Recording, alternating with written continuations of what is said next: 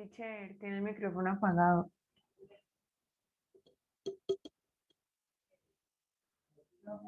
No se le Profe, tu escucha, profe. micrófono.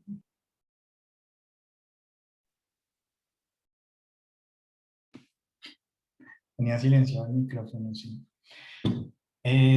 Decíamos, gracias, que en últimas nuestra dinámica corporal se explica eh, por una, o sea, que prácticamente nosotros quisiéramos simplificar las cosas para entenderlas, sí, pero realmente el asunto es mucho más complejo y no podríamos explicarlo absolutamente todo. O sea, lo primero que asumimos es que vamos a la universidad para tener mejores preguntas, pero no para encontrar una respuesta definitiva, un punto final.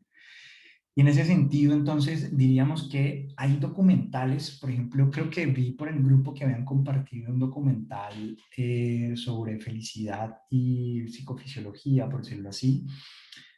Hay otro que me gustaría que, bueno, ese lo vamos a ver más adelante, que se llama Health, que está en Netflix, para los que tengan la posibilidad, y si no, pues lo vemos en clase. Eh, y es básicamente como lo que muchas de las afecciones, o sea, de las enfermedades, por decirlo así, tienen un origen emocional. De hecho, cuando yo estudiaba psicología, yo antes de estudiar psicología pensaba estudiar medicina, ¿no? O sea, yo digamos que quería todo el tiempo, desde mi inicio, medicina y especializarme en neurología, y tenía como esa idea, y resulta que empiezo a darme cuenta que muchos compañeros que estaban estudiando medicina, que ya estaban haciendo rotaciones y todo el asunto, se cambiaban del programa, o sea, le decían, mira, no tiene un origen biológico, o sea, no, como médico no puedo hacer nada. Y entonces empezaron a estudiar psicología. Y eso, digamos que a mí me llamó mucho la atención. Digamos que eso es algo que a veces uno dice, bueno, ¿cómo unimos los puntos? ¿Cierto? Y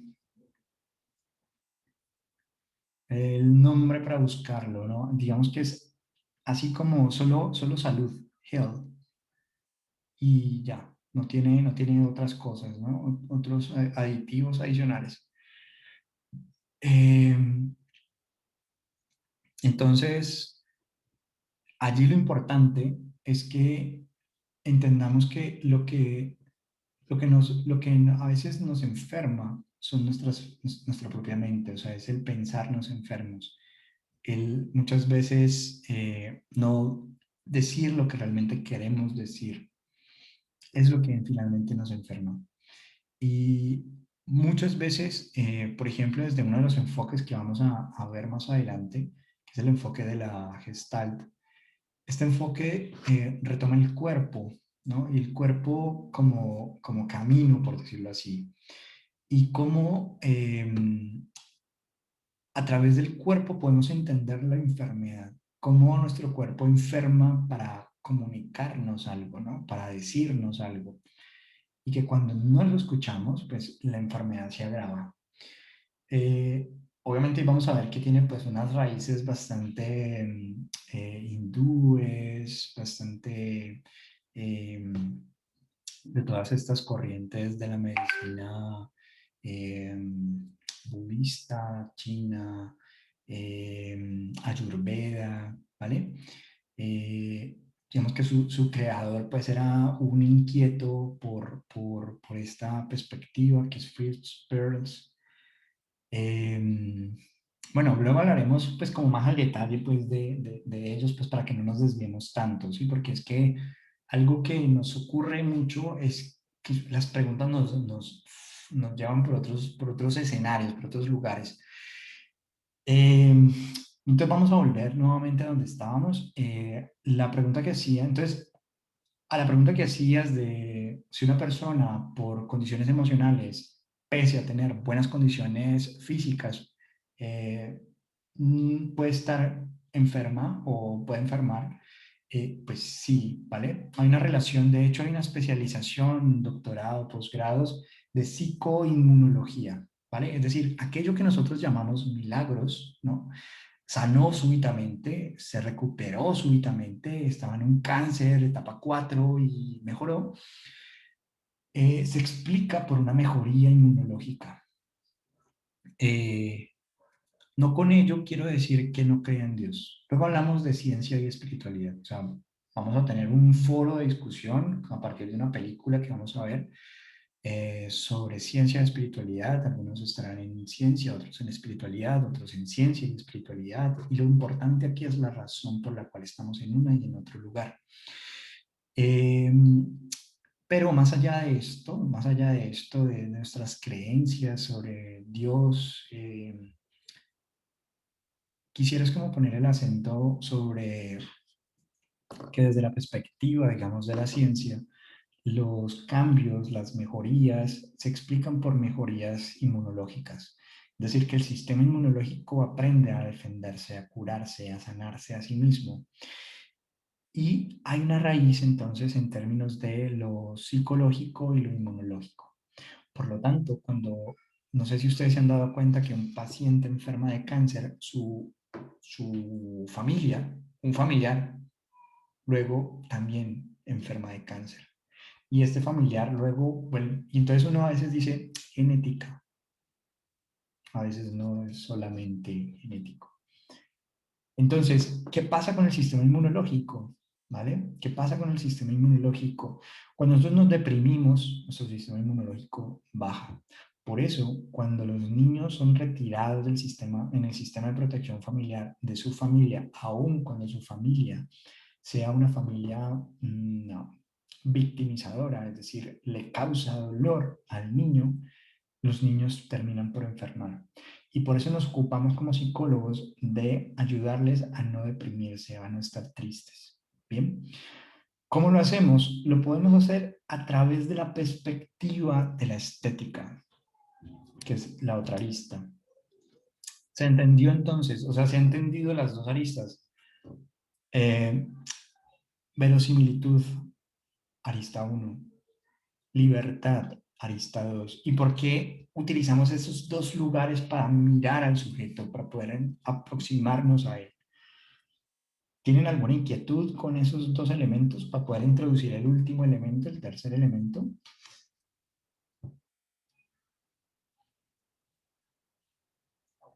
O sea, verde, amarillo, rojo o negro. O como dicen a veces, verde limón. O sea, como un verde amarilloso. No sé, ¿cómo están?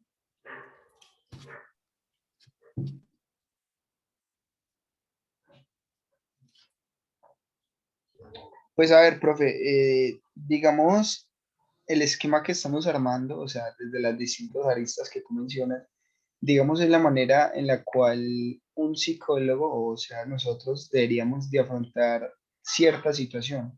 O sea, dependiendo, digamos, de cuál enfoque deberíamos de darle a cada paciente o a cada situación. O sea, esa es la idea general de todo eso, ¿verdad? Sí, como la gran imagen, digamos que la invitación que les hago es, ustedes lo pueden mirar desde tantas aristas como quieran. Mi manera, digamos, de asumir al sujeto es desde estas tres aristas. Una la ciencia, otra la libertad y otra la estética, que ahorita hablaremos de ella. Eh, Dentro de la libertad, por ejemplo, como para que tengamos otro ejemplo adicional, es cuando nosotros evaluamos, nosotros utilizamos un instrumento. El instrumento que utilizamos puede ser un test de inteligencia. Los test de inteligencia dicen si un niño o no, pues, qué nivel cognitivo tiene, ¿vale?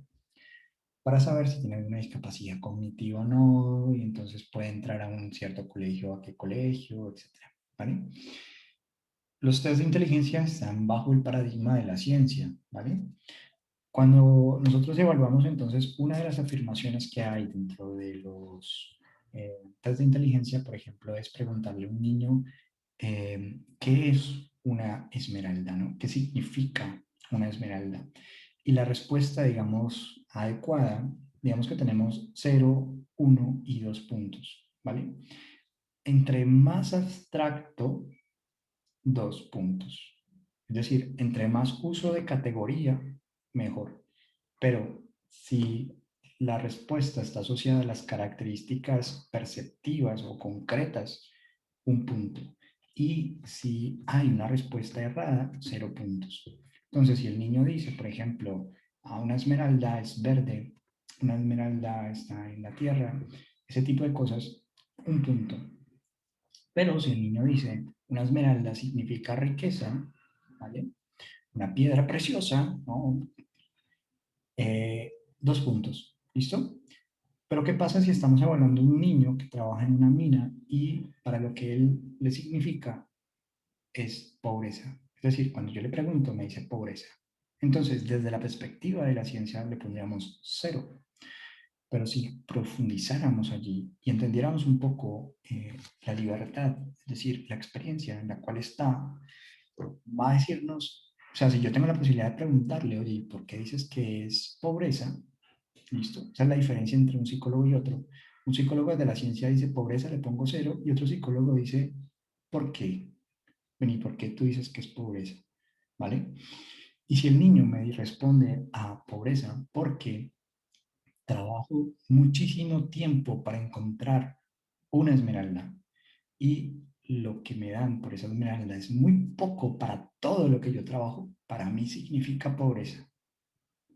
Entonces le pondría un 0 o le pondría un 2. ¿Bien? Y eso, digamos que nos pone a nosotros en un asunto bastante complejo. ¿Por qué? Porque el manual es súper explícito. O sea, el manual dice cuáles son las respuestas correctas. ¿Vale? Pero al mismo tiempo, nosotros estamos evaluando es el grado de abstracción que está haciendo el niño. Y un niño que me dice que es pobreza tiene un grado de abstracción igual al que me dice riqueza. ¿Vale? Entonces, libertad, por eso la introducimos para que nosotros pensemos también en la experiencia del otro, conectado con lo que acabamos de decir, que es la experiencia, la que singulariza, la que te hace a ti quién eres.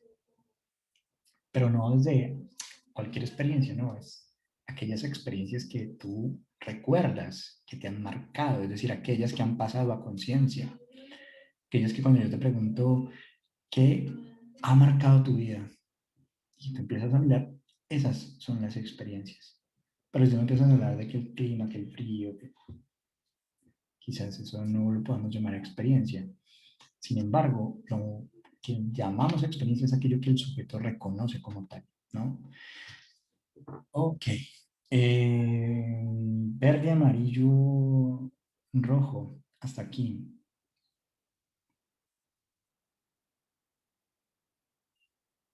¿Cómo están?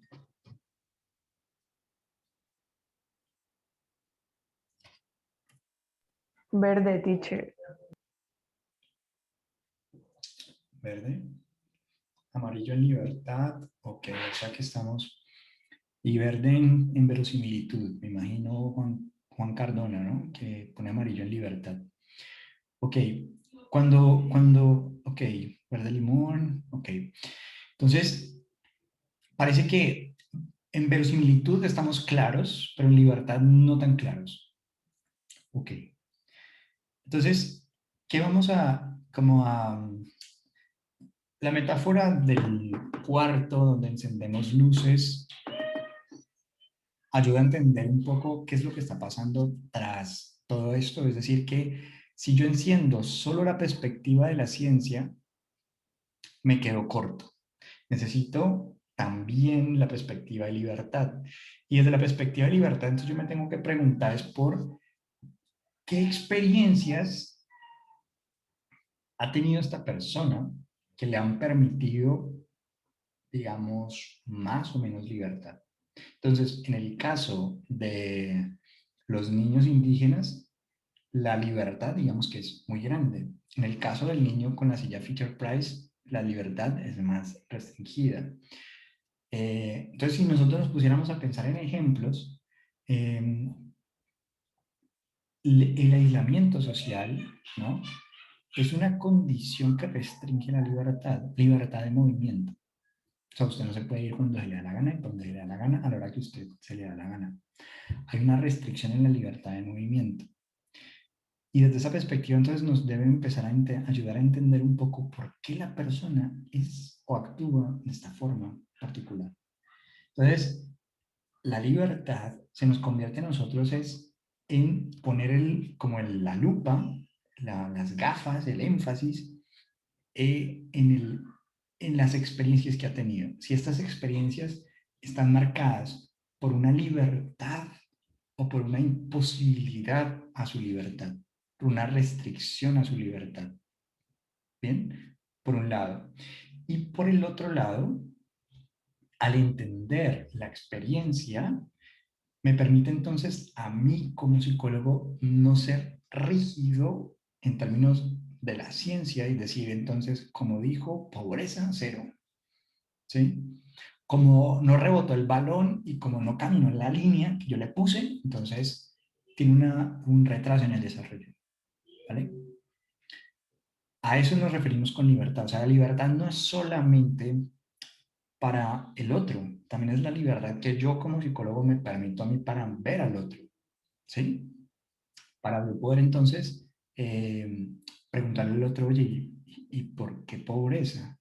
Ahí yo estoy ejerciendo mi libertad para darle libertad al otro para que me explique un poco por qué dice lo que dice, ¿vale?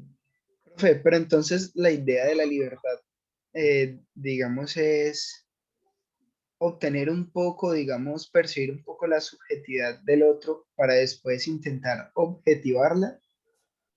Sí, sí, palabras más, palabras menos nosotros estamos ubicados en el discurso de la ciencia y ese discurso de la ciencia es objetivo, entre comillas, ¿listo?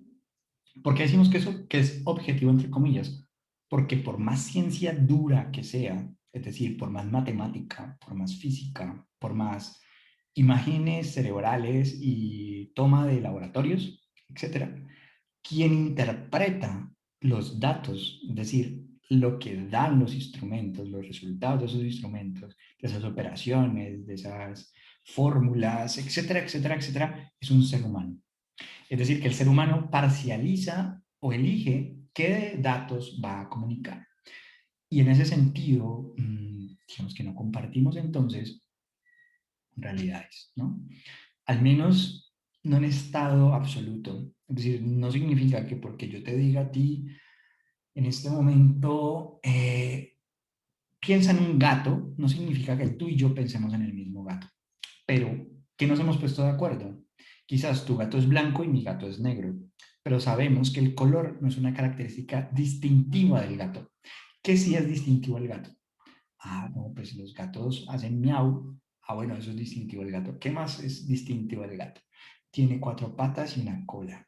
Ok. Entonces, si yo veo una vaca que tiene 4 patas y cola, entonces digo, ah, un gato. Ah, no, pero hace mu. Ah, ok, entonces no es un gato, ¿vale? Nuestra vida, en últimas, se convierte, caen de pie también. Eh, entonces, vamos a empezar a tirar cosas, a ver si caen de pie y averiguar si son gatos o no.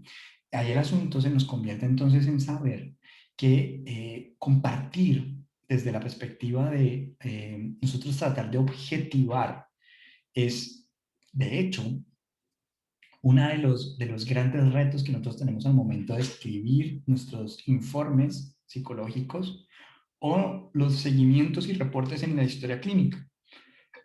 ¿Por qué? Porque, de hecho, nosotros vamos a dividir los reportes en historia clínica en dos. Uno que es los hallazgos objetivos y otro los hallazgos subjetivos. Entonces, en hallazgos objetivos, ¿vale? Ahí me estoy adelantando como para cuando ustedes estén por allá en octavo semestre, en un curso que se llama Pruebas 2, ¿no? Pero hallazgos objetivos son aquellos que nosotros nos consta del otro, es decir, tiene una herida, una cortada en la muñeca izquierda, lo puedo constatar, ¿no? El paciente dice que se quiere morir, y lo pongo entre comillas, el paciente dice que se quiere morir. Es lo objetivo, ¿vale? Ahora, hallazgos subjetivos, ¿qué es lo que yo interpreto? Y entonces ahí tú dices, uy, ¿cómo así, profe? Que lo subjetivo es lo que yo interpreto y supuestamente yo lo estoy haciendo desde la ciencia. Pues sí, digamos que tú a partir de los datos objetivos, Tú entonces vas a hacer la interpretación subjetiva de decir, por ejemplo, que tú crees que el paciente tiene un trastorno de ansiedad, supongamos, ¿vale? Y que eso está asociado o se debe a una ruptura con su pareja reciente, ¿no? Ese tipo de elementos son los que van a estar allí y están como datos subjetivos porque lo que vamos a hacer es verificarlos. Se convierten como en un asunto de cómo nos orientamos para alcanzar eh, una mejoría en el paciente. Entonces, la teoría que creemos sobre el otro es que él está con un trastorno de ansiedad. Entonces, lo voy a tratar como si tuviera un trastorno de ansiedad y que la causa de ese trastorno de ansiedad está asociada con la ruptura. Entonces voy a trabajar un poco sobre duelo, digamos que la autoestima, ¿vale? Por poner ejemplos. Y voy a mirar y voy a hacer seguimiento a la mejoría del paciente. ¿Listo? Entonces, es que cuando tú dices, con la libertad, por decirlo así, hay una subjetividad amplia que luego nosotros desde la ciencia objetivamos. Sí, en los términos en los que acabamos de mencionar. O sea, objetivamos reconociendo de que en esa objetividad está la objetividad que nos consta por nuestros sentidos, lo que escuchamos, vemos, etcétera, y lo subjetivo que viene de lo que nosotros interpretamos de la aplicación teórica de la ciencia. No sé si quedaron peor o igual. No sé. ¿Qué dicen ustedes? ¿Más claro? Ok. Listo. Ok. Ok, listo. Entonces, tenemos esas dos aristas que nos permiten a nosotros movernos. Entonces, por ejemplo, la libertad también nos da a nosotros esa posibilidad de ajustar. O sea, por ejemplo, usted viene con el plan, listo, trastorno de ansiedad, y resulta que usted lo empieza a evaluar, ¿no? La siguiente sesión, y, oh, sorpresa, no tiene trastorno de ansiedad. O sea, como que la sintomatología que observó el lunes no es la misma sintomatología del viernes o del siguiente lunes. Cambio. Libertad implicaría entonces que nos movemos, ¿vale? Que nos movemos a pensar qué fue lo que le pasó el lunes distinto a lo que está pasando hoy día. Por eso es tan importante la consistencia o el patrón que hablamos. De hecho, hay una tarea que vamos a empezar a hacer y se las voy a dejar de una vez para que luego no nos quede en el tintero y quedemos con dudas. Vamos, vamos a, lastimosamente, pues estamos en época de mucha lluvia, ¿listo? Pero lo que vamos a hacer es hacer un registro, ¿listo? Vamos a hacer un seguimiento. Claro, ese man toma la clase siempre súper puntual, súper puntual. Entonces, bueno, nada, parte de la dinámica del aislamiento social, ¿no? Eh, bien, decimos entonces que lo que vamos a hacer es tomar una hora que se va a convertir en que elijamos y registremos hora, lugar, ¿listo? De observación. Entonces vamos a observar, por ejemplo, no sé si ustedes tengan la posibilidad de, eh, no sé, piénsenlo y me dicen qué tan posible puede ser.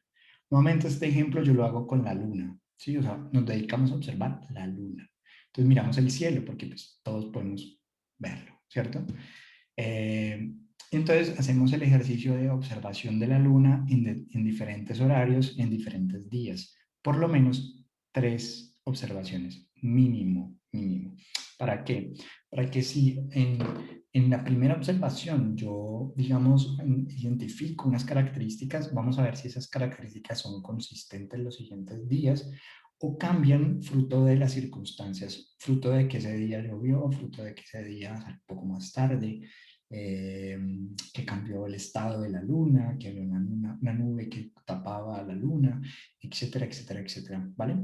Normalmente lo hacía con un objeto que nos inspira, que nos gusta, ¿cierto? Que es la luna, pero dado que las condiciones en las que estamos actualmente pues son un poco de aislamiento social, pues uno pensaría que es mucho más fácil pensarlo, mirar la luna y describir nuestra observación para poder identificar como un patrón. Pero de pronto algunos de ustedes pues son poco, tienen, no sé, la posibilidad de asomarse al balcón y siempre ver una misma persona. No sé. Si esa es la posibilidad que tienen, ¿listo? Entonces vamos a hacer el registro de esa persona. 3 veces por lo menos. Teacher, ¿Sí? teacher, una pregunta. Digamos, si yo vivo en una unidad, o sea, ¿qué podría observar? ¿Los porteros o qué? No sé. Sí, sí, sí. O sea, digamos que el asunto es que tú puedas observar sin ser observada, o sea, sin que el otro, digamos que me está observando, entonces me va a comportar porque me están observando, ¿no? Que eso es algo que vamos a mirar muy, bueno, ustedes lo van a ver en otras clases y demás, pero es la observación participante y no participante. La participante es cuando el otro sabe que yo estoy ahí observando y me involucro en la... Profe, ¿la descripción tiene que ser objetiva o subjetiva?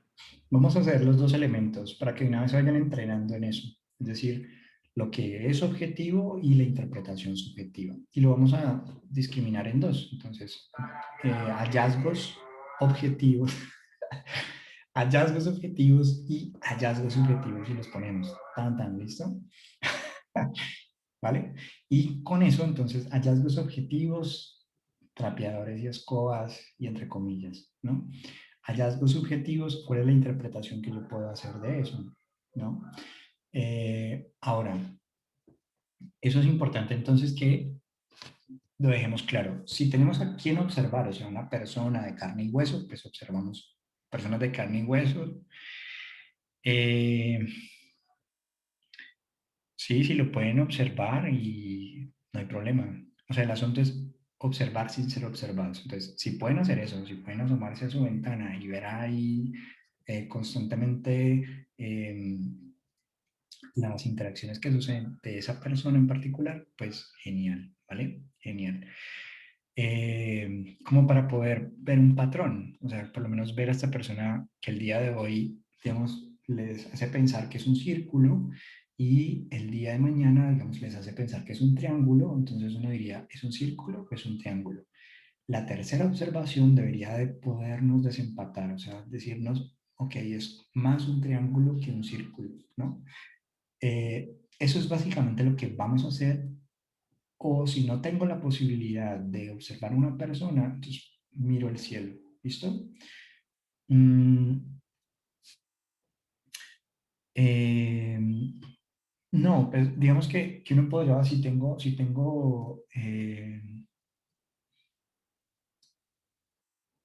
pues uno podría pensar en, no, dejémoslo en esas dos, cielo, mirar el cielo y mirar, digamos, personas con las que interactuemos, digamos que no vale tanto nuestra familia, o sea, si digamos que yo tengo mi hermano o mi hermana y voy a hacerle observación a él, no, ¿para qué? Para que de una vez vayamos haciendo el asunto de la ética, digamos que ustedes no van a intervenir. Sí, lo otro que había pensado era en un animal, pero... eh, Bueno, si vamos a hablar de etología en psicofisiología más adelante, podríamos, de hecho, en algún momento pensaban que fuéramos al zoológico, pero ahorita como esto está un poco complicado, el zoológico tiene un canal en YouTube y nosotros podemos ahí pues hacer observación, digamos, de los animales y algunos como llamados que nos hacen que a veces uno no los ve, ¿no? Que uno dice por qué el animal tiene esta conducta, ¿no? Y nos lo explican desde también, Nayo, también puede ser. Entonces, pueden mirar animales, pueden mirar personas y pueden mirar el cielo. Cualquiera de esas alternativas vale. Lo importante es como la práctica sobre hallazgo objetivo, hallazgo subjetivo, ¿sí? Y apuntar fecha y hora de observación, ¿vale? ¿Para qué? Para que ustedes puedan tener como esa alternativa de, supongamos, la persona la observé en la mañana, la observé en mediodía y la observé en la tarde. ¿Seguirá siendo la misma persona? En términos de lo que observamos como un patrón, como la idea, el hallazgo subjetivo que me genera la interpretación que hago se mantiene constante, o necesitaré lunes, martes o lunes, miércoles, viernes. Ustedes lo pueden organizar como ustedes crean conveniente, pero que ustedes puedan decir, bueno, supongamos que el lunes tuvo un excelente día y yo hice las observaciones el día excelente. Profe, Y una pregunta. Si uno llegara a escoger una persona, cuando uno va a observarle en la parte objetiva, ¿sería como en lo que usa o en qué cosa? ¿Y en los objetivos sus movimientos o en qué parte vamos? O sea, ¿a qué parte observamos? Ok. sí, digamos, lo objetivo es lo que por tus sentidos puedes constatar. Entonces, si mueve en exceso una mano, qué mano mueve, si tiene alguna, digamos, viste acorde a su edad, ¿no? Entonces uno se puede imaginar un poco esa interpretación de a qué hace alusión.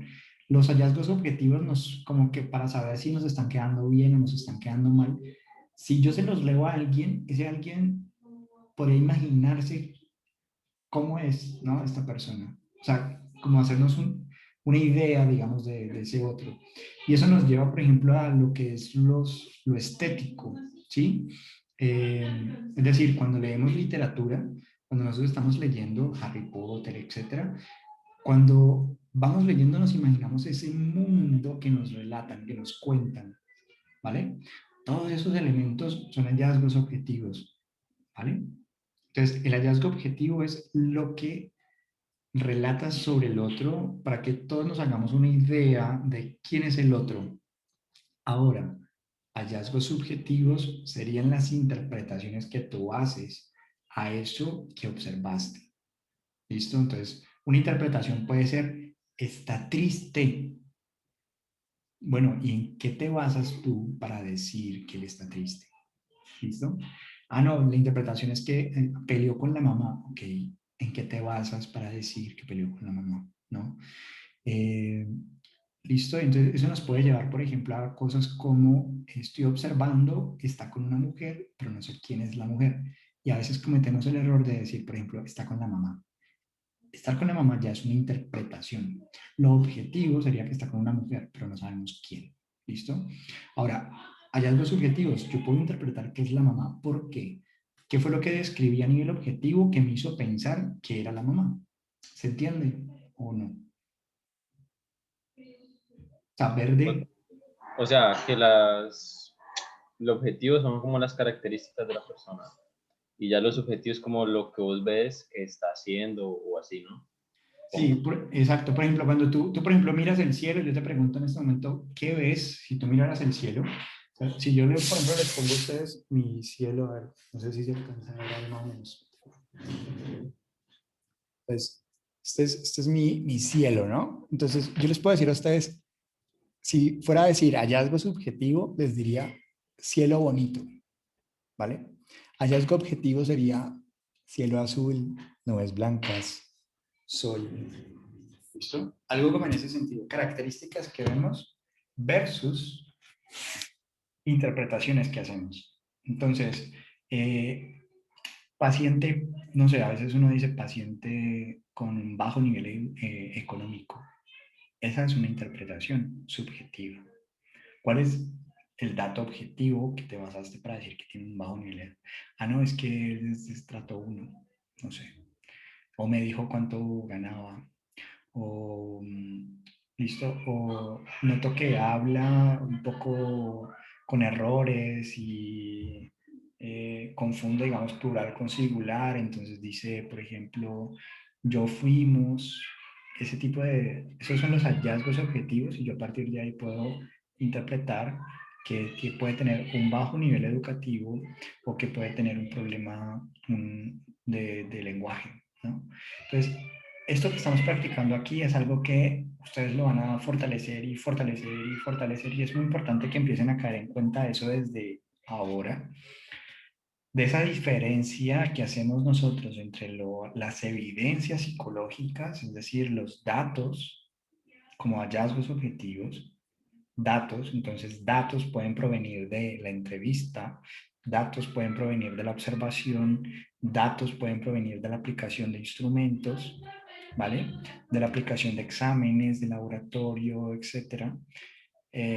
Esos son datos objetivos que nos dice, por ejemplo, el paciente sacó 20 de 20. Ese es el dato objetivo. Ahora, la interpretación subjetiva o psicológica de eso es que tiene un trastorno de salud mental porque sacó 20 y eso es lo que significa, y que a partir de ahí yo puedo decir que tiene una autoestima baja, bueno, etcétera, etcétera, etcétera. ¿Mm? ¿Se entiende Profe, la diferenciación? yo te voy a preguntar, es que mira, siendo un hallazgo objetivo, entonces solo se haría una vez, ¿no? Pues supongo yo, digamos, por ejemplo, un animal, entonces yo lo describo, ¿no? Que tiene dos patas, es de tal color, ¿cierto? Y lo que hace, Pero al día ¿no? siguiente el hallazgo objetivo va a ser el mismo, porque no va a cambiar de color o va a tener más patas, Ajá. ¿no? Entonces, solo sería un hallazgo objetivo, o sea, del primer día y ya los subjetivos de los 3 días siguientes. No, digamos que tú vas a ir describiendo a tu sujeto, digamos, de análisis, los 3 días. ¿Por qué? Porque nosotros no solamente describimos lo que vemos, digamos que vemos, yo no voy a describir a una persona como tiene dos brazos, dos piernas, dos ojos, tiene pelo, cosas así, solamente. O sea, digamos que no es lo importante, digamos que si yo digo hombre de 30 años, que yo me puedo hacer una idea del hombre de 30 años, pero si yo digo hombre sin extremidad inferior izquierda, entonces uno ya, ok, le falta la extremidad inferior izquierda, ¿sí? Es decir, cuando necesitamos precisarlo, lo precisamos. Por ejemplo, ayer en clase, un estudiante decía lesiones en extremidad inferior. Y yo le preguntaba, oye, ¿y en dónde estaban esas lesiones, no? O sea, para yo podérmelo imaginar. Entonces decía, ok, en rodillas y en tobillos. ¿Listo? Entonces ponlo entre paréntesis, en rodillas para que yo no tenga que suponerlo o imaginármelo o me quede con la duda, ¿vale? Muy específico. Entonces, describimos objetivamente no solamente lo que vemos, sino también su conducta. Entonces, que mueve la cola, que brinca, que se baja, que se acuesta, que se durmió, ¿no? Que ante ¿qué pasa cuando llega, digamos, el dueño o llega otro perrito? O estamos atentos a describirlo, ¿cierto? Su conducta, su comportamiento a nivel objetivo y luego entonces el hallazgo subjetivo. ¿Qué interpretamos? Ah, no, que movió colita. Ah, subjetivamente hablando, feliz, está contento, ¿cierto? Que está sentado ahí mirándome, ah, quiere salir. Ese es el hallazgo subjetivo, pero objetivamente está sentado mirándome, ¿sí? Y nosotros todo el tiempo nos la pasamos en esa, o sea, tenemos hallazgos objetivos y luego, ¡pum!, para hallazgos subjetivos. Sí, este es el taller de historia. Recuerden que nosotros vamos a ir siempre historia, historia y psicofisiología aparte. ¿Listo? Entonces, verde, amarillo, rojo, lo que tienen que hacer. Mínimo 3 observaciones, apuntar fecha, hora y empezar a hacer los hallazgos objetivos y subjetivos. Y lo que vamos a hacer la siguiente clase, pues es compartir, ¿no? Socializar nuestros hallazgos objetivos y los subjetivos y precisar, ¿vale? No va a haber un punto final, o sea, cada vez lo vamos a ir haciendo mejor y mejor y mejor. Listo, verde, muy bien, muy bien. Entonces vámonos ahorita para la última arista. ¿Listo? ¿Les parece? Porque lo anterior de libertad y verosimilitud, ya, digamos, podríamos decir que eh, se entiende un poco más, No sé, ¿qué dicen ustedes? Profe, si no es Sí. mucha molestia, ¿me podría repetir ahí como rapidito la idea de los apuntes que tenemos que hacer? Ok, o sea, sintetizar la instrucción, ¿sí? Sí, o sea, como tal lo que tenemos que hacer. Listo, listo. Entonces, ustedes lo que van a hacer es una observación. Vamos a aprender o vamos a practicar una técnica que es la técnica de la observación. ¿Listo? Luego vamos a practicar otra técnica, que es la de la entrevista, pero por ahora vamos a empezar por observación. Entonces, para practicar esa técnica de la observación tenemos tres posibilidades. Una posibilidad es el cielo, donde vamos a observar la luna. Otra posibilidad es un ser humano, donde vamos a observar sin ser vistos a un ser humano, que ese ser humano idealmente no tenga nada que ver con nosotros, o sea, ningún vínculo como tal, cosa que cuidemos un poco nuestra objetividad, un poco, entre comillas.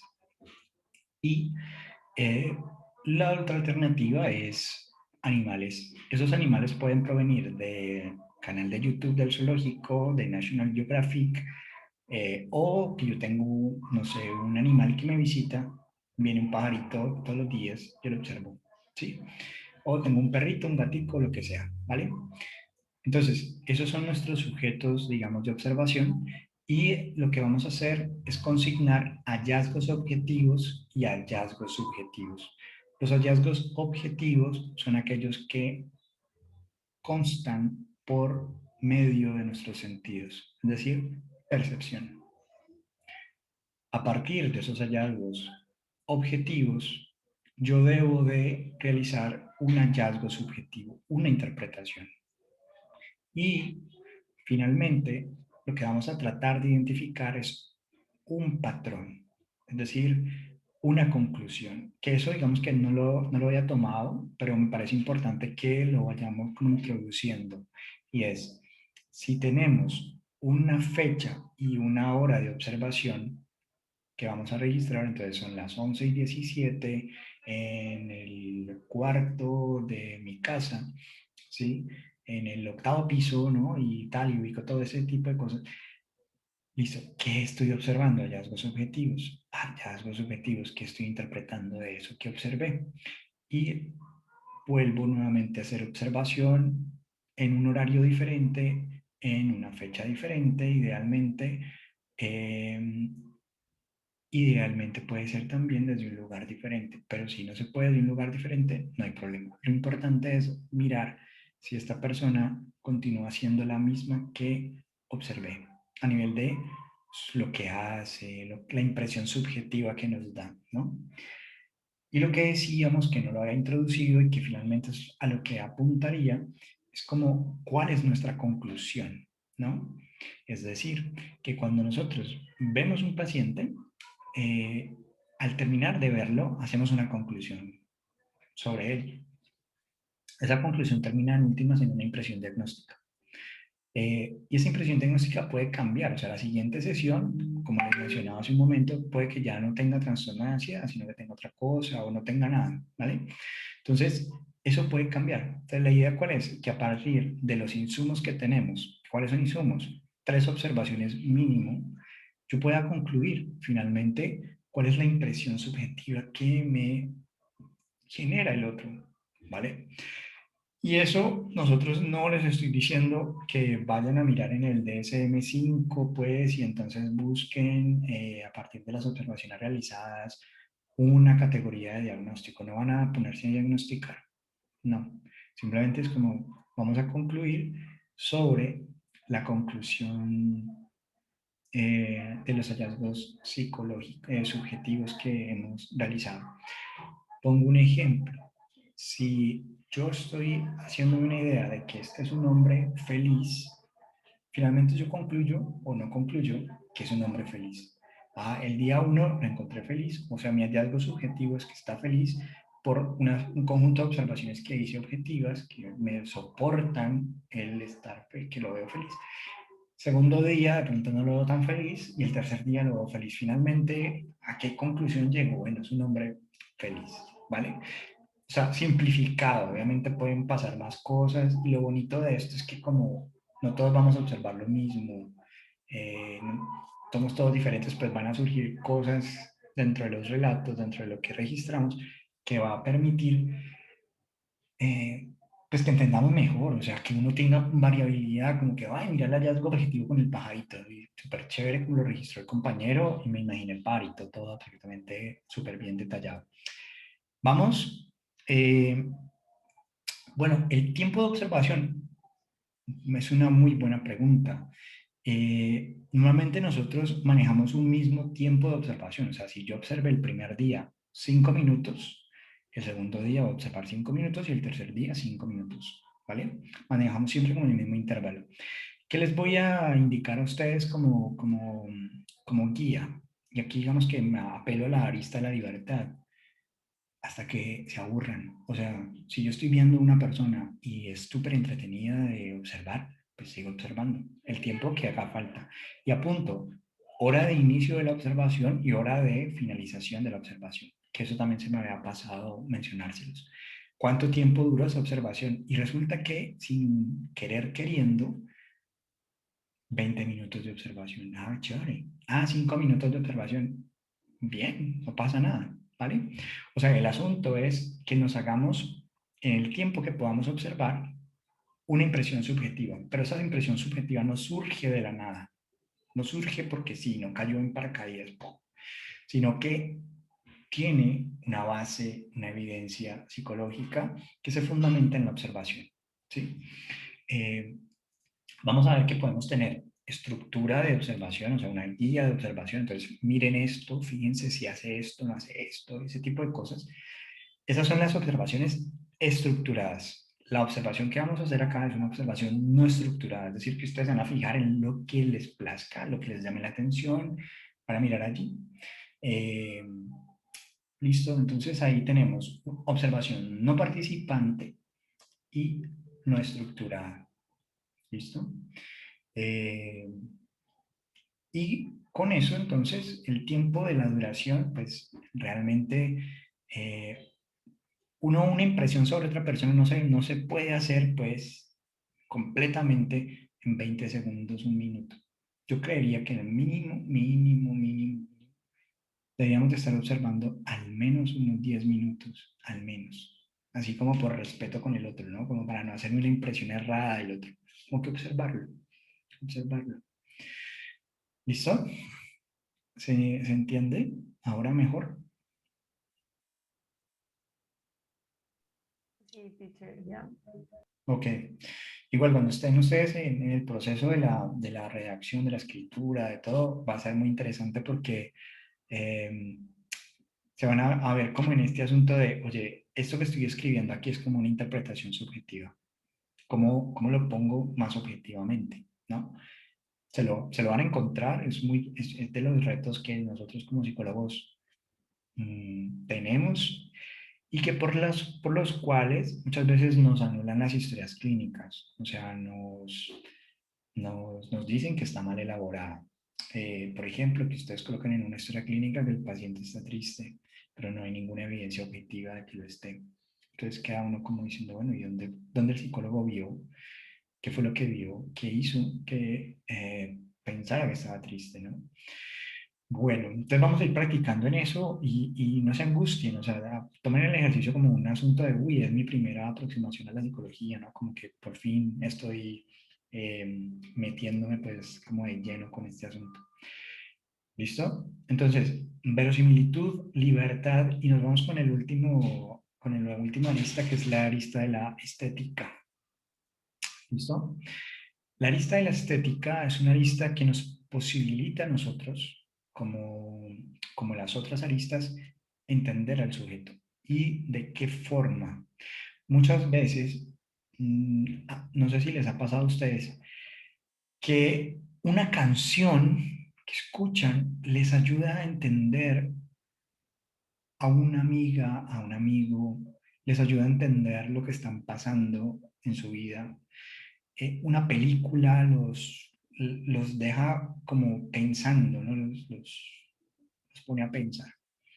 ¿Por qué? Porque muchas veces lo estético, estético entendido como producción cultural. Entonces ahí entraría la música, entraría el arte, entraría la literatura, el cine, el manga, ¿no? Entraría todo lo que nosotros como seres humanos creamos de manera libre y que llamamos una producción estética, bonita, ¿vale? En ese sentido, entonces, muchas veces para aproximarnos al sujeto, a veces nos valemos de lo estético para ayudarle a... Entonces, ¿recuerdan el ejemplo de los niños para que no se deprimieran? ¿Qué pasaría si nosotros, en vez de utilizar el discurso, digamos, de la ciencia, entonces vamos a hablar acerca de la autoestima y todo este asunto, utilizáramos un cuento infantil para hablar acerca, por ejemplo, el patito feo, cuando hay niños que son estigmatizados porque les falta un ojito, porque les falta un brazo, etcétera. El patito feo, digamos que es una manera de poder entender con el grupo, con los pares, la posibilidad que tiene pues un niño de integrarse a la sociedad. Hay cuentos que se dedican, que se especializan, digamos, en esta idea. Por ejemplo, voy a traerles un ejemplo. Ya ven.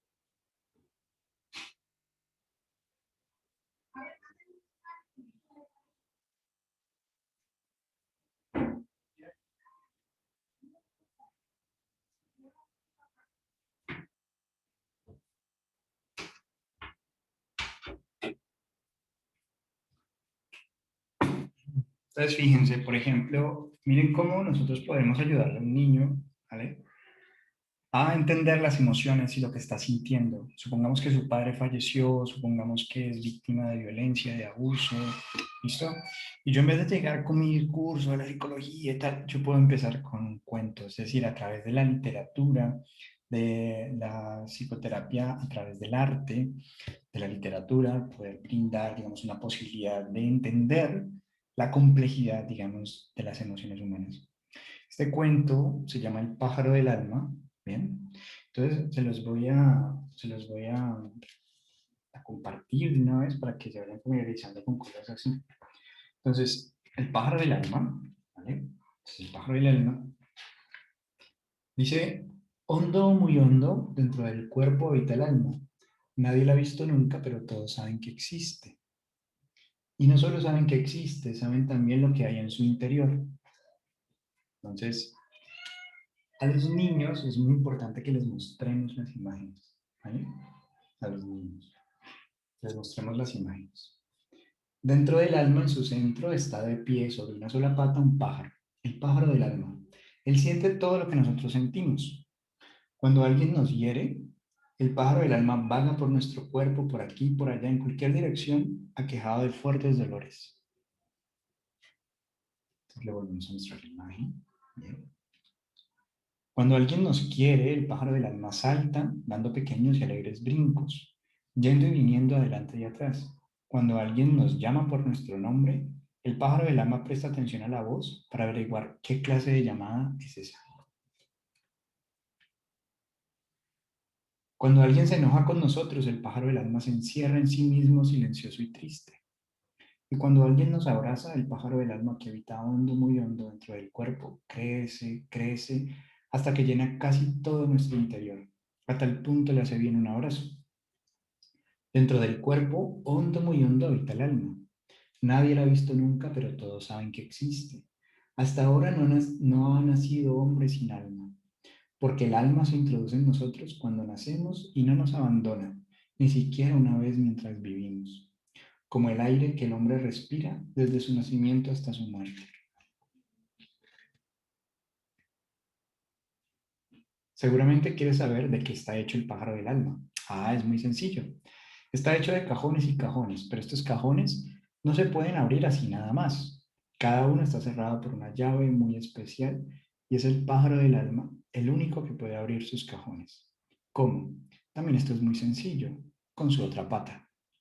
El pájaro del alma está de pie sobre una sola pata, con la otra doblada bajo el vientre a la hora del descanso, gira la llave, moviendo la manija y todo lo que hay dentro se esparce por el cuerpo. Y como todo lo que sentimos tiene su propio cajón, el pájaro del alma tiene muchísimos cajones. Un cajón para la alegría y un cajón para la tristeza. Un cajón para la envidia y un cajón para la esperanza. Un cajón para la decepción y un cajón para la desesperación. Un cajón para la paciencia y un cajón para la impaciencia. También hay un cajón para el odio y otro para el enojo y otro para los mimos.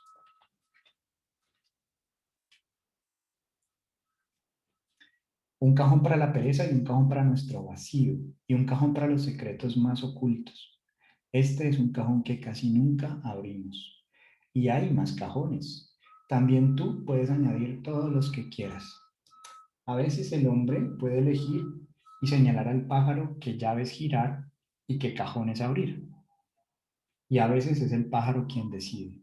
Por ejemplo, el hombre quiere callar y ordena al pájaro abrir el cajón del silencio. Pero el pájaro por su cuenta abre el cajón de la voz y el hombre habla, habla y habla. Otro ejemplo, el hombre desea escuchar tranquilamente, pero el pájaro abre en cambio el cajón de la impaciencia y el hombre se impacienta. Y sucede que el hombre sin desearlo siente celos y sucede que quiere ayudar y es entonces cuando estorba. Porque el pájaro del alma no es siempre un pájaro obediente y a veces causa penas.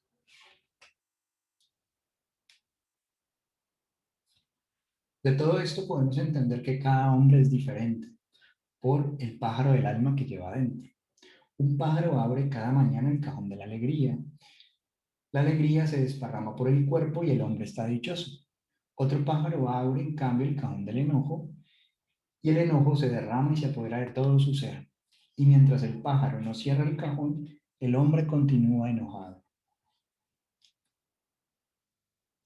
Un pájaro que se siente mal abre cajones desagradables. Un pájaro que se siente bien elige cajones agradables. Y lo que es más importante, hay que escuchar atentamente al pájaro. Porque sucede que el pájaro del alma nos llama y nosotros no lo oímos. Qué lástima.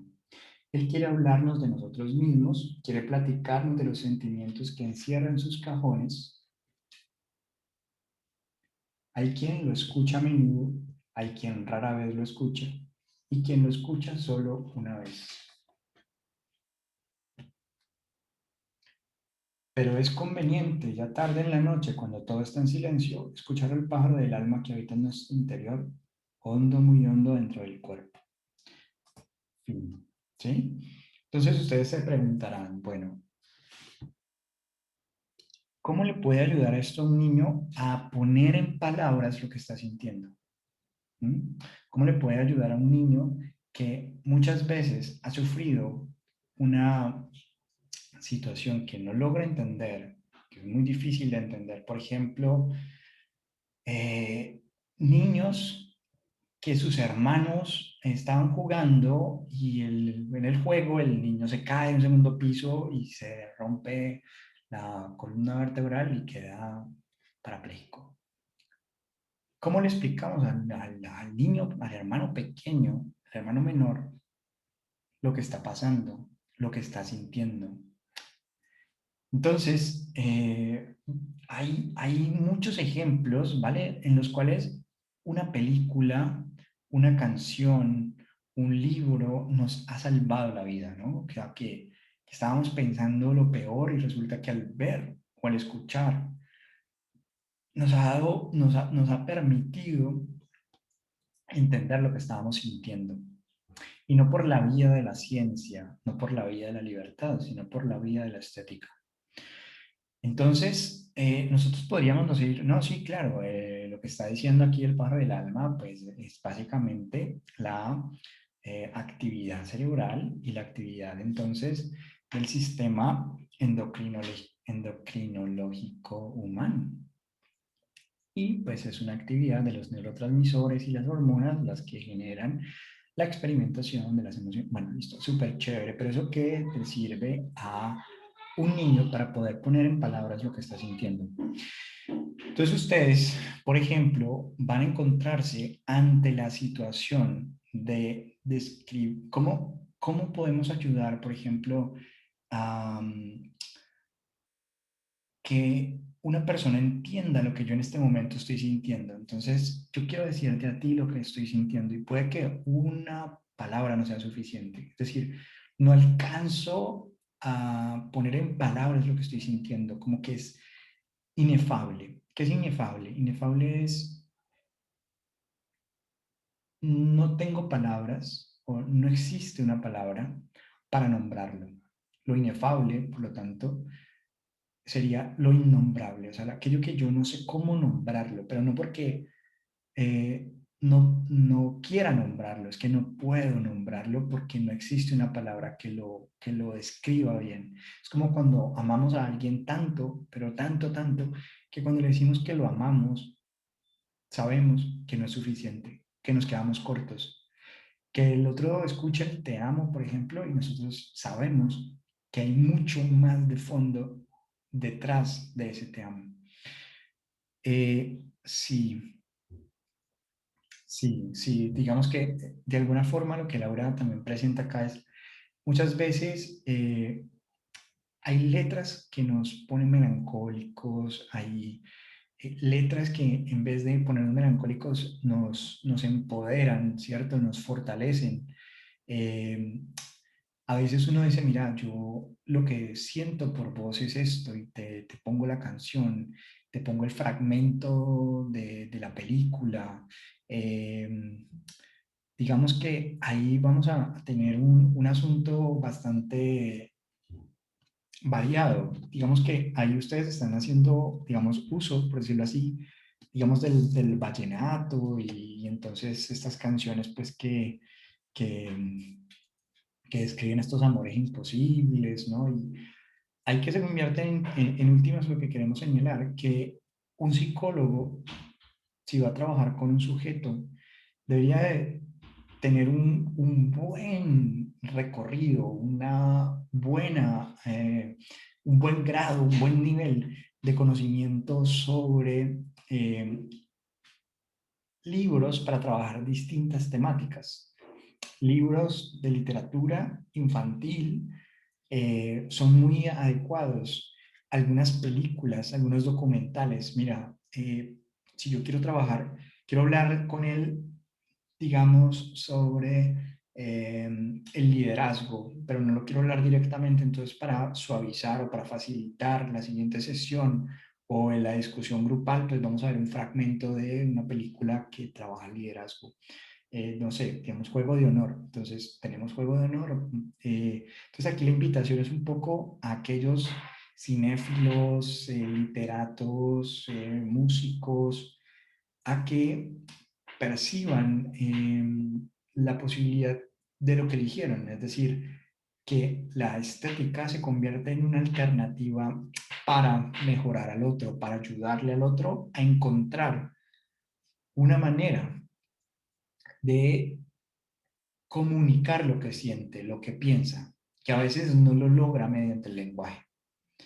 Entonces, algo que también es importante recordar aquí, como para que lo tengamos claro, es que a veces, por ejemplo, los niños que son preverbales, es decir, aquellos niños que no hablan, que no tienen lenguaje todavía, pero son o han sido víctimas de una violación, o sea, bebés de 2 meses, 3 meses, 4 meses, víctimas de abuso sexual, eh, digamos que aun cuando no encuentran la manera de poner en palabras su experiencia traumática, eh, significa que posteriormente lo que a través de la piel está pasando, es decir, la configuración de sujeto, quién va a terminar siendo, es como si estuviéramos diciendo en últimas que esta mujer o este hombre porque finalmente, ¿qué es un niño? Es un adulto pequeño, es un hombre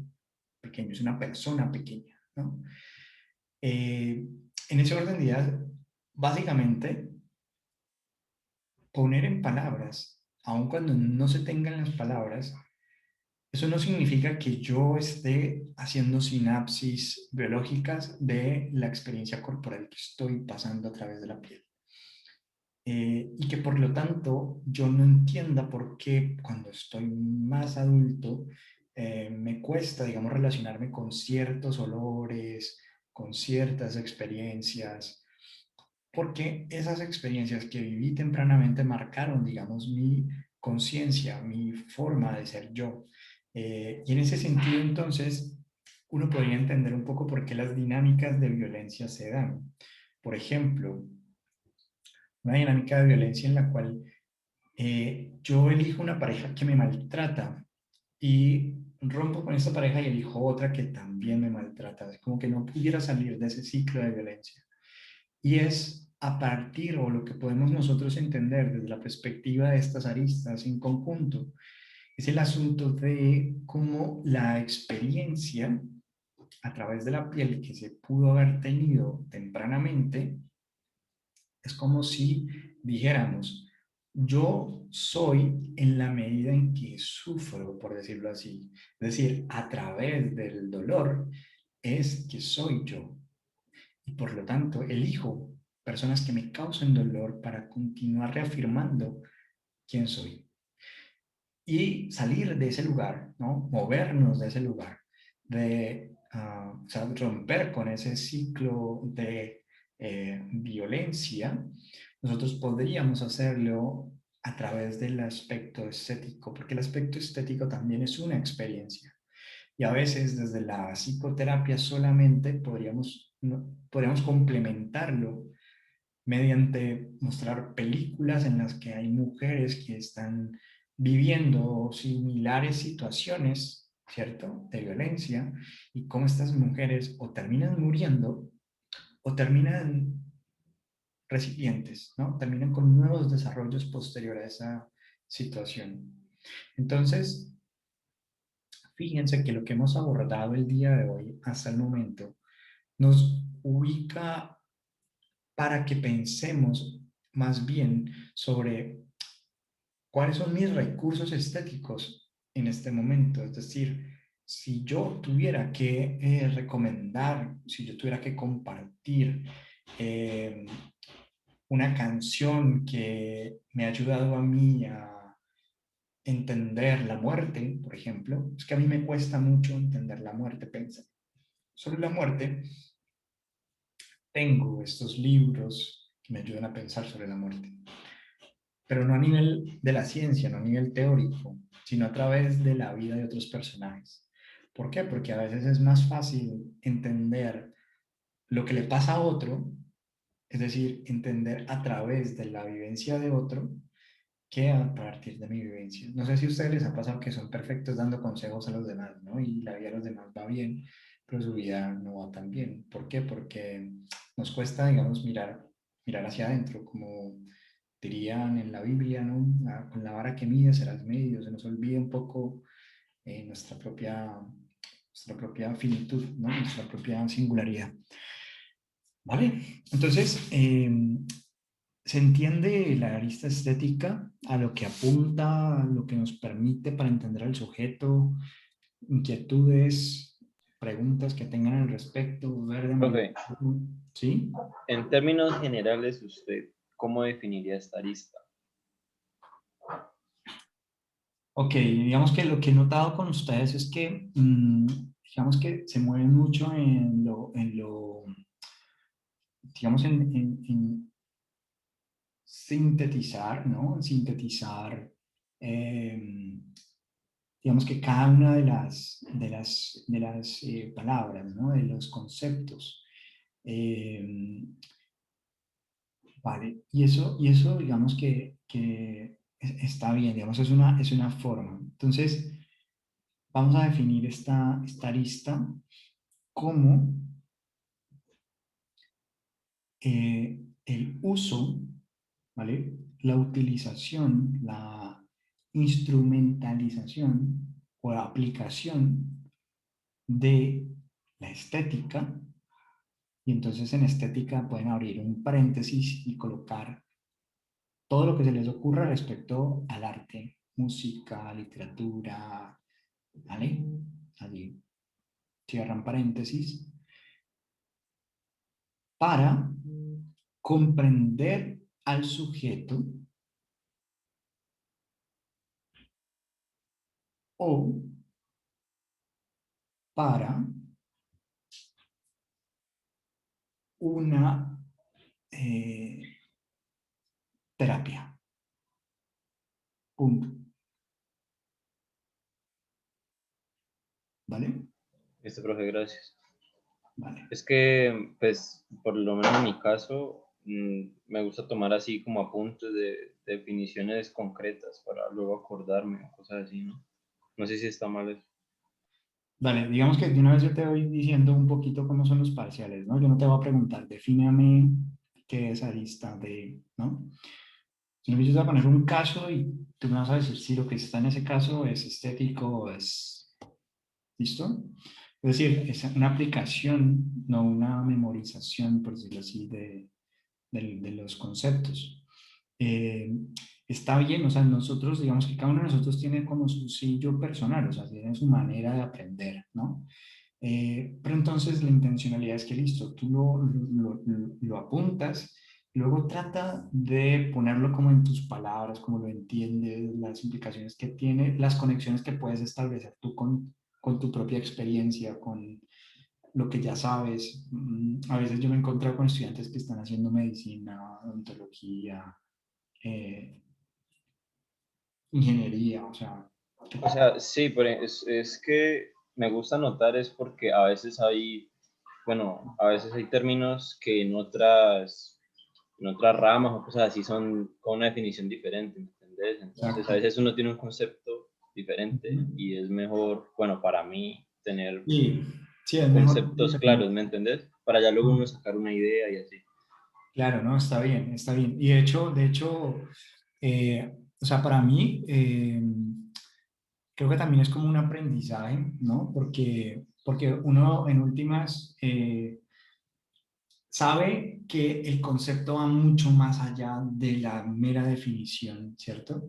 Entonces, es bueno dar como todo ese recorrido y luego sintetizarlo para que entendamos que esta definición trae de fondo todo lo que hemos transitado. O sea, ¿qué significa terapéutica en el sentido de la estética? Es decir, el uso que hacemos de lo estético para ayudar a mejorar personas, ¿no? Sobre sus situaciones que estén atravesando. Y o, por el otro lado, les va a pasar a veces que tienen un caso de un paciente que por la ciencia no lo entienden, o sea, como que, ¿qué le pasa? No entiendo. Y resulta que están leyendo algo o viendo una película y se les ocurre algo. Y luego lo conectan con la ciencia y va, ¿vale? Es decir, que nosotros, para poder mirar a este sujeto, pues la invitación es a que lo hagamos desde estos lugares, que no nos quedemos solamente en la ciencia, o sea, no lean solo artículos científicos, pero tampoco, pero tampoco significa entonces que solo lean literatura y solo vean películas y videojuegos, ¿no? Porque la estética también tiene que ver con la implementación de la lúdica, ¿no? Con la implementación del juego para ayudar a otra persona, ¿no? Entonces el asunto se convierte un poco acá en eh, que nos movamos, que tengamos un equilibrio allí, ¿vale? Porque ciencia sin estética, digamos que está un poco, digamos, muerta, vacía, no hay creatividad, no hay como un empuje de pensar qué más podemos hacer.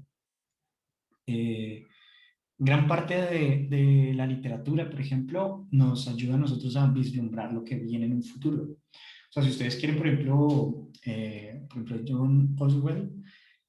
George Oswald tiene, sus libros son del siglo XX y está describiendo lo que está pasando actualmente y es pura ciencia ficción, ¿no? Pero es lo que está pasando actualmente. Entonces, cómo la literatura lee el mundo también nos ayuda a nosotros a decir, bueno, yo cómo leo pues al otro, porque luego hablaremos un poco de eso. Leer no es solamente leer los grafemas, o sea, los rasgos gráficos de los sonidos, sino que nosotros nos la pasamos leyendo al otro, leyendo una caricia. Uy, ¿qué me quiso decir con esa caricia? ¿No? ¿Le caigo bien, le caigo mal, le gusto, le disgusto, etcétera?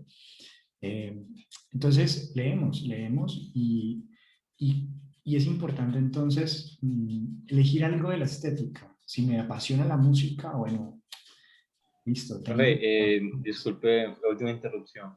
Sí, Digamos, si llega un paciente que pues lee mucho, como hay gente que se deja influenciar o construye su personalidad pues desde lecturas o autores, ¿sí me entiendes? De libros. sí. Entonces ahí yo podría aplicar esto de la estética para poder entenderlo y pues tratarlo. Claro, claro, total, total. O sea, digamos que si yo no puedo entender a ese otro desde la ciencia, por lo menos entonces entender un poco esa subcultura, ¿no? Este asunto del neopunk, por ejemplo, con Mad Max, por ejemplo, que ahorita, digamos, o que se disfrazan, ¿no? Y se ponen o sea, como si fueran personajes de películas o personajes de las diferentes series. Entonces, es entender un poco estas lógicas que a veces desde la ciencia nos cuesta, porque la ciencia es un poco más cuadricular, rígida, mientras que la estética y la libertad son fluidas, nos permiten. Entonces, o sea, lo que vos decís en este momento es súper importante porque significa que el psicólogo necesita unas herramientas para poder entender al otro, que a veces esas herramientas no están en la ciencia. Entonces nosotros vamos a la estética para, si mi paciente me dice, yo consumo, es decir, yo leo a Mario Mendoza, ¿vale? Mario Mendoza tiene una perspectiva bastante pesimista de la vida, entonces entender un poco a Mario Mendoza me permite a mí entender la lógica en la que está, ¿no? Su estilo de pensar, de leer el mundo. Y por lo tanto, yo no podría decirle, oye, pues si viene deprimido, no le voy a decir, no te deprimas, ¿no? Como los memes que entonces recogen la lágrima, porque no tiene sentido. Nosotros como psicólogos deberíamos entender el contexto, la experiencia en la que está, qué grado de libertad tiene en esa experiencia, qué aspectos, digamos, estéticos de los cuales está teniendo él para vivir o para afrontar su vida. Entonces, el que es metalero, por ejemplo, el que es punqueto, etcétera, tiene una lógica de mundo distinta. Que, ay, yo no me puedo asombrar, pues, si me llega el paciente tatuado completamente o con extensiones, bueno, etcétera, etcétera, etcétera, porque de entrada, yo ya pondría una barrera, una distancia que se vuelve infranqueable, ¿no? Es como el abismo que hay entre mi mirada censurable hacia el otro, que por más que diga yo, no, yo te acepto y todo ese asunto, pues el lenguaje no verbal es muy poderoso. Entonces, es muy importante que si yo estoy trabajando en una población particular con unas características, por ejemplo, trabajo con jóvenes que consumen, bueno, ¿cuáles son las lógicas que hay en esa comunidad, en ese grupo? ¿Qué leen, qué escuchan? ¿Listo? Por ejemplo, a mí, por ejemplo, me gusta investigar sobre la construcción, por ejemplo, de mujer que hay en el reggaetón, ¿no? O sea, lo que te vende, las canciones, lo que ustedes bailan y se enrumban y todo ese tipo de cosas, con la producción, las tensiones, las fuerzas que hay de ser mujer. Entonces, la mujer tiene que ser según la canción que está de moda. Y si se mueve así, y si canta así, si tiene todas esas características de la canción de moda, entonces bienvenida es, ¿no? En el grupo. Entonces, ese tipo de asuntos se entienden desde la perspectiva estética, ¿vale? Mm, no sé si con eso más claro, más perdidos. No sé, ¿cómo están? Verde, rojo. Igual nos quedan como 2 minutos, 3 minutos de clase, antes de que nos saquen. Profe, qué pena.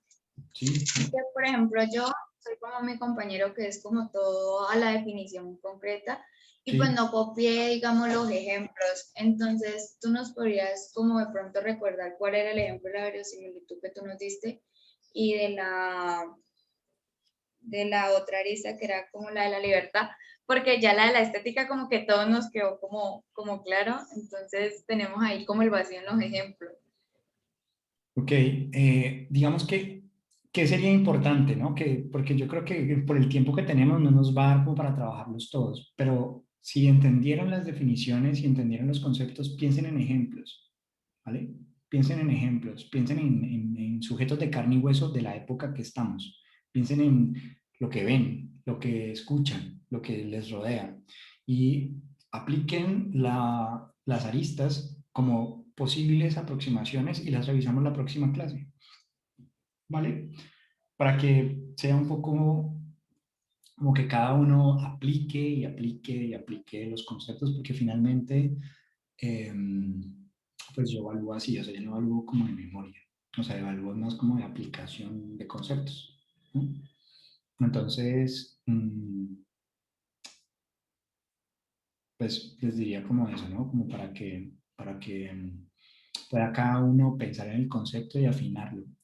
A veces yo he aprendido muchísimo más de los ejemplos que ustedes ponen, porque me pone a pensar, o sea, como que yo no lo había visto así, que eso es lo más bacano que puede pasarle a un profesor, ¿no? Como que, pero yo no lo había pensado así. Y eso nos lleva en lógicas cada vez más complejas, mucho más enriquecedoras.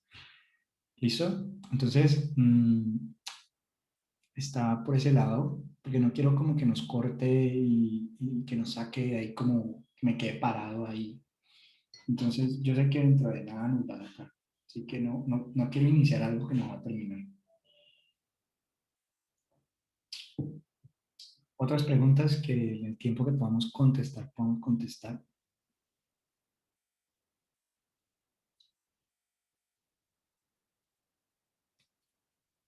¿Hay algo más? Ok, bueno.